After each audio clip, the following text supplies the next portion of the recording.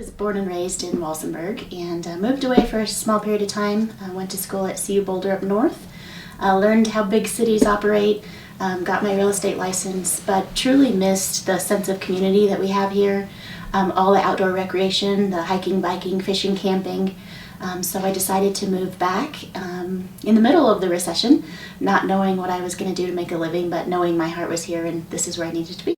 My mother's mother came from Croatia, and they came in the early 1900s, their family, to Trinidad, and my mother's father's family came from Italy in the early 1900s to Trinidad as well. Both families coming for farming and also some stone masonry trade. My father actually moved to Walsenburg from Pennsylvania to become the Huerfano County Administrator and Planner, and he served in that role for 32 years. My mother came from Trinidad with my father, and she was in education in Huerfano County. She worked in many of the elementary schools. See, my husband's family, same time period, about 1900s, came from Italy and settled in ranching at the base of the East and West Peak in Huerfano County. This community is resilient, absolutely, it always has been. We've seen businesses come and go, from mining to the trains to the different things that have come before us, and it just really has to be resilient to keep up with those times. My husband and I are very forward thinkers. We like to see, again, what need is needed in our community and how can we fulfill that.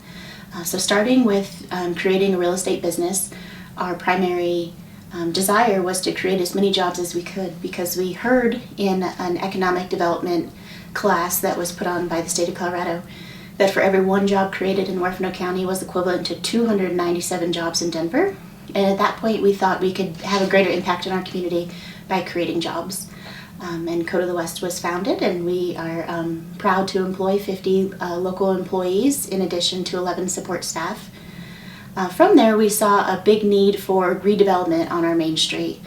We decided to purchase a building on the corner of 5th and Main, and we revitalized that 8,800 square foot building to include one of the main driving factors of tourism, which was breweries at the time. So we remodeled that building, and we have a real estate office on the lower level, residents, 5 residents on the upper level, and then the Crafty Canary in the back of the building that has really helped drive tourism. We decided to find a way to enable our talents of our local community to have a place where they can sell their local wares. So we purchased the building at 408 Russell, which was an old mercantile. The train would actually come along the side of the building, and they would unload big items like rosemary, meat and vegetables, and they deliver those to all the mining communities. So that was built in 1904, and it's been sitting vacant for decades, and people have used it just as a single family residence. So we purchased that building and remodeled it. Beyond the desire to create jobs and then to rehab some of our downtown buildings, similar to what they've done here at the Museum of Friends, we really want to give people a vision of what can be done with our community, what we can do with these old historic buildings, what we can do to bring some life back. Economic development and tourism is definitely top of mind. With that, I thought I could use my business background to help serve as a Huerfano County Commissioner.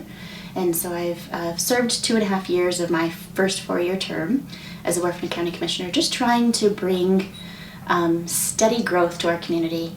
You know, there's a lot to be said. You often hear me say that this is the last undiscovered part of Colorado, because it is what Colorado used to be.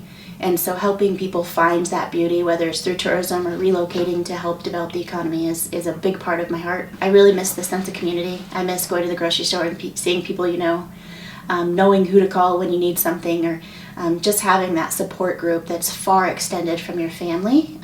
We band together in all the good times and the bad, and I think that's part of what makes this community so resilient, is the fact that we have one another to lean on. And this community is just made up of some incredible individuals from all different walks of life that all do what's in the best interest of our community, and you don't find that anywhere else.